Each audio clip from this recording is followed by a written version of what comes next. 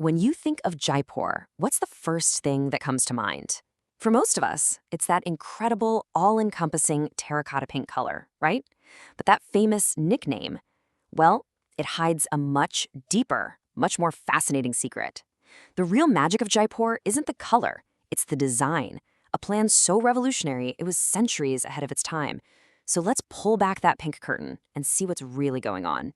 I mean, you see something as beautiful as the Hava Mahal, and it's easy to just get lost in how it looks. But that color, as iconic as it is really just the icing on the cake. The real story, the true marvel, is the city's structure itself. We're talking about a masterpiece of urban planning from the 18th century that feels shockingly modern. So this begs the first big question. Why did they even need a brand new, perfectly planned city in the first place? To really get Jaipur, you first have to understand the place it was built to replace. Okay, look at this contrast. On the left, you've got your typical rush boot capital city. It's organic, it's got winding streets. It's basically built to hug the hills for defense. And then you look at the right. That's Jaipur. It is a complete 180, a total rejection of tradition in favor of this rational, almost perfect grid. The old capital for the rulers of this region was a city called Amber, and you can see here it's nestled into this super rugged, hilly landscape. Now, back in the day, that was fantastic for defense, but by the 18th century, that strength had become a huge weakness. To put it simply, Amber was bursting at the seams. It was totally congested, and because of all those rocks and hills, there was literally nowhere for it to grow. The rulers knew they needed something new. Not just a fortress, but a symbol of ambition, a hub for trade, and a powerful statement that they were a major player. Of course, a grand vision like this doesn't just happen. It needs a truly visionary leader. And this entire city was basically the brainchild of one remarkable ruler. And this is our guy. Meet Maharaja Sawai Jai Singh II. He ruled from 1700 to 1743, and he was so much more than just a king. This was a brilliant military strategist, a gifted astronomer, and a man who was obsessed with creating a new kind of city, one that looked straight to the future. His goal was crystal clear. He wanted a capital that could go toe-to-toe with the grand Mughal cities like Delhi and Agra, but he also wanted it to be the economic engine for his entire region. It was this amazing dual ambition, power and prosperity, all in one package. And this move wasn't just some sudden whim.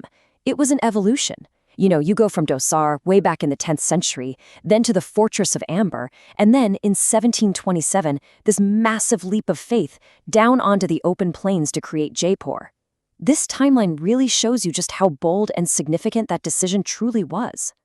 Okay, so they had the vision and the land, but how in the world did they come up with the blueprint? Well, this is where it gets really cool. This is where ancient philosophy met some seriously practical and ingenious geography. This is just brilliant. Instead of fighting the land, the planners used it. First, they found a natural ridge that ran east-west. That became their main road, and since it was on high ground, it gave them fantastic natural drainage. Then they took the existing north-south trade route and made it the main cross street. And for the southern edge, they used the massive Mughal highway. Just like that, those three lines created the framework for the entire city and plugged it right into the regional economy. So simple, so smart. But the plan wasn't just practical, it was deeply philosophical.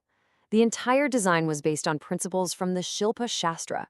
Think of it as an ancient Indian playbook for architecture and city planning. It teaches that to create cosmic and social harmony, you should divide a city into a sacred grid called a mandala. And here you can see that philosophy made real. On the left is the Prastara Mandala, a conceptual diagram straight out of the Shilpa Shastra. And on the right, that's the actual map of Jaipur. The influence is just undeniable. It's a cosmic diagram built out of streets and buildings.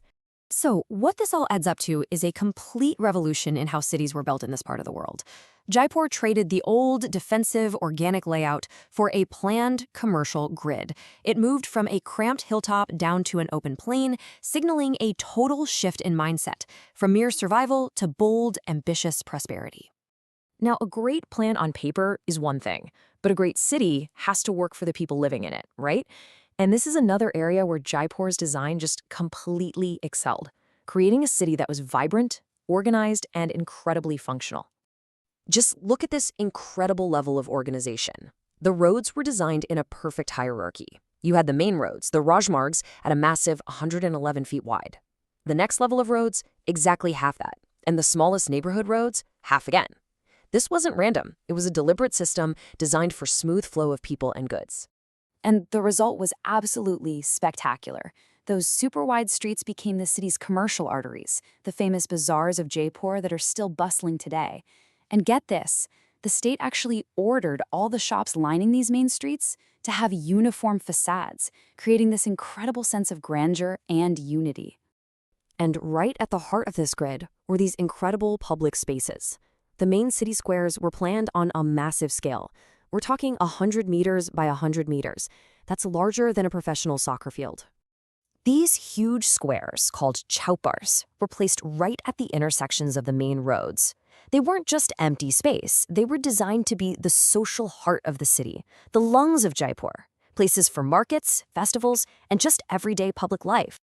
And finally, we have to talk about it, the color. How did Jaipur, this perfectly planned grid city, actually become known around the world as the Pink City? Well, here's the twist. This whole iconic identity, it came much, much later. It had nothing to do with Jai Singh's original 18th century plan.